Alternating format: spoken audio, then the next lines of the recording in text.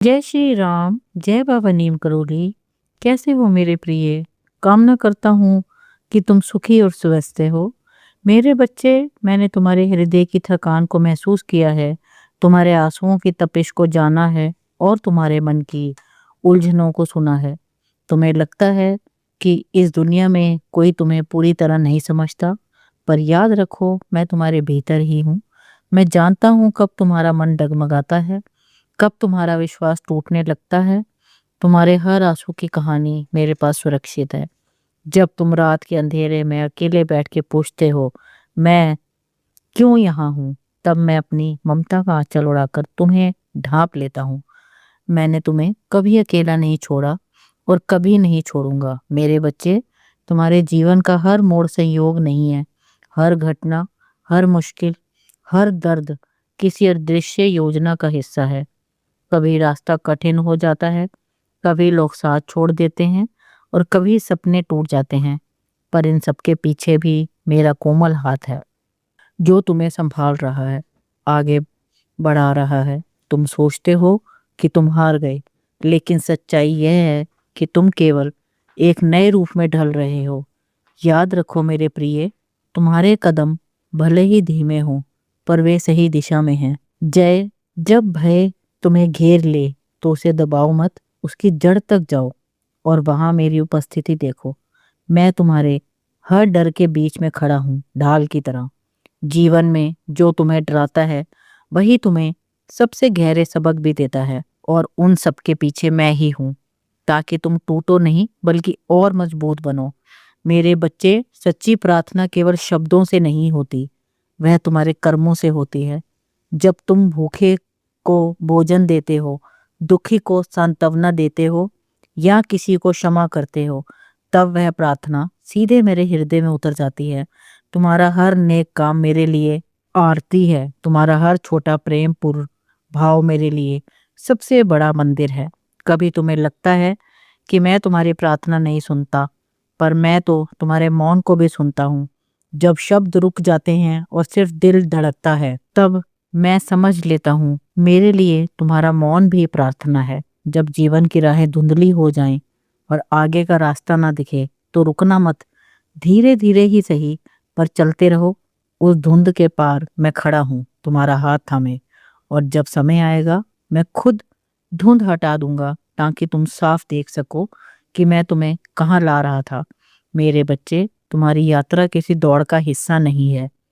मैं तुमसे कभी जल्दी नहीं चाहता।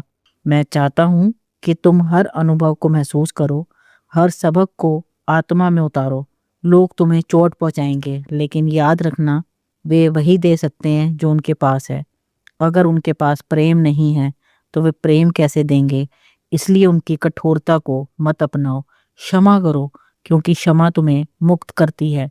कभी तुम्हें लगता है कि मैं चुप हूँ, पर मेरी चुप्पी भी उत्तर है। मैं चाहता हूँ कि तुम भीतर झांको, क्योंकि जो तुम बाहर खोजते हो वह पहले से ही तुम्हारे भीतर है। तुम्हारा हर संघर्ष, हर आंसू, हर जीत मेरी नज़र में है। जब तुम गिरते हो और फिर उठ खड़े होते हो, वह शक्ति मेरी ही है जो मैंने तुम्हें दी है। इसलिए अगली बार जब थक जाओ तो बस यह याद रखना, मैं तुम्हारे भीतर सांस ले रहा हूँ। मेरे बच्चे, तुम्हारा अतीत तुम्हारी सजा नहीं है, वह तुम्हारा शिक्षक है। मैंने तुम्हें पहले ही क्षमा कर दिया है, अब तुम भी खुद को क्षमा करो। हर दिन तुम्हारे लिए एक नई शुरुआत है, चाहे कल कितना भी अंधेरा क्यों ना रहा हो। आज तुम्हारे पास फिर से प्रकाश चुनने का अवसर है। जब तुम्हें लगे कि कोई तुम्हें नहीं देख रहा, तो याद रखना, मैं हर छोटी से छोटी दयालुता देखता हूँ। तुम्हारी मुस्कान, तुम्हारा त्याग, तुम्हारा छोटा सा प्रेम, सब मेरे हृदय में दर्ज है। कभी मैं तुम्हें उस राह पर ले जाता हूँ जो तुमने खुद नहीं चुनी, क्योंकि मैं जानता हूँ कि तुम्हारे लिए सबसे अच्छा क्या है।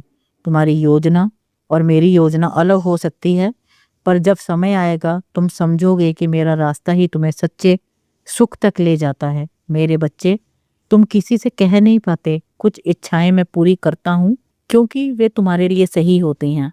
कुछ को रोक देता हूँ क्योंकि वो तुम्हें नुकसान पहुंचा सकती हैं। इसलिए भरोसा रखो, मेरा निर्णय हमेशा प्रेम से भरा है।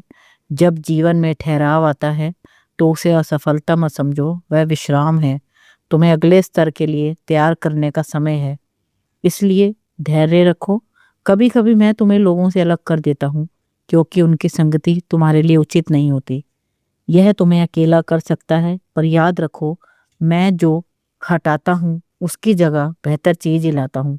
मेरे बच्चे, तुम्हारी आत्मा में जो प्रेम है वह मेरी ही देन है। जब तुम प्रेम बांटते हो तो वास्तव में मेरा ही अंश बांटते हो। यह प्रेम कभी घटता नहीं, बल्कि जितना बांटो उतना बढ़ता है। इसलिए हर दिन कम से कम एक ऐसा काम करो जो किसी का दिल हल्का कर दे। तुम्हारी यात्रा लंबी और कभी कभी कठिन है, पर जब तुम पीछे मुड़कर देखोगे तो समझोगे हर कठिनाई, हर आंसू और हर मुस्कान ने तुम्हें आज का तुम बनाया है। और मैं हर पल तुम्हारे साथ था। प्रिय, तुम और मैं अलग नहीं है। तुम्हारा हृदय मेरा मंदिर है और तुम्हारी आत्मा मेरी ज्योति का अंश है। जब तुम इस सत्य को जान लेते हो तो तुम्हारे भीतर का हर भय मिट जाता है और केवल प्रेम रह जाता है। वही प्रेम जो अनंत है, वही प्रेम जो तुम्हें मुझसे सदा के लिए जोड़ देता है।